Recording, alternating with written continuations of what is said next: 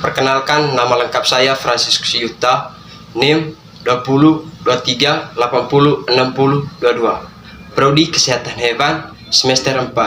Untuk tidak memperpanjangkan waktu, langsung saja saya akan menjelaskan materi tentang mekanisme hormon reproduksi primer pada ternak betina.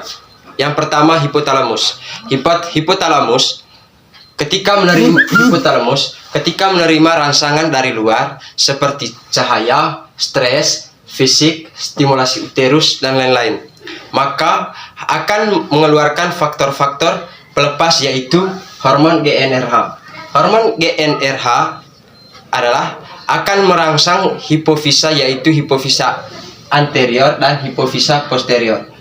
Hipofisa anterior ketika mendapat rangsangan dari hormon GnRH, maka akan menghasilkan hormon FSH. Hormon FSH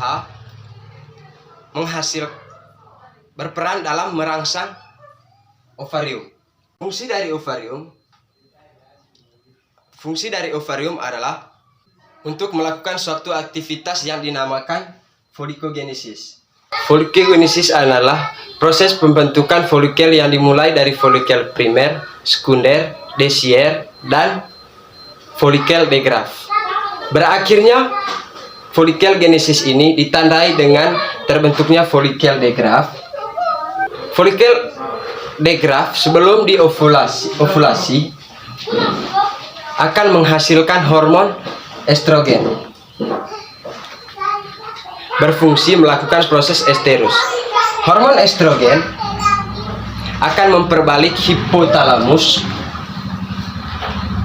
maka muncullah hormon yaitu hormon LH. Proses hormon LH berperan dalam ovulasi. Fungsinya ovulasi untuk mengeluarkan folikel de Graaff dari ovarium. Keluarnya folikel de Graaff dari ovarium akan membentuk suatu badan yang dinamakan corpus luteum. Corpus luteum akan menghasilkan hormon progesteron. Untuk memperbanyak hormon progesteron, maka muncullah hormon LTH. Fungsi hormon progesteron adalah untuk mempertahankan kebuntingan. Akan tetapi, jika tidak terjadinya kebuntingan, maka kembali ke proses awal, yaitu hipotalamus. Hipofisa posterior akan menghasilkan oksitosin. Fungsi dari hormon oksitosin adalah untuk melakukan proses partus dan laktasi. Di dalam proses partus dan laktasi membutuhkan hormon relaksin.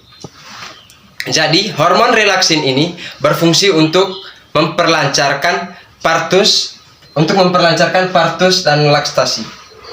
Sekian materi dari saya. Selamat sore. Terima kasih.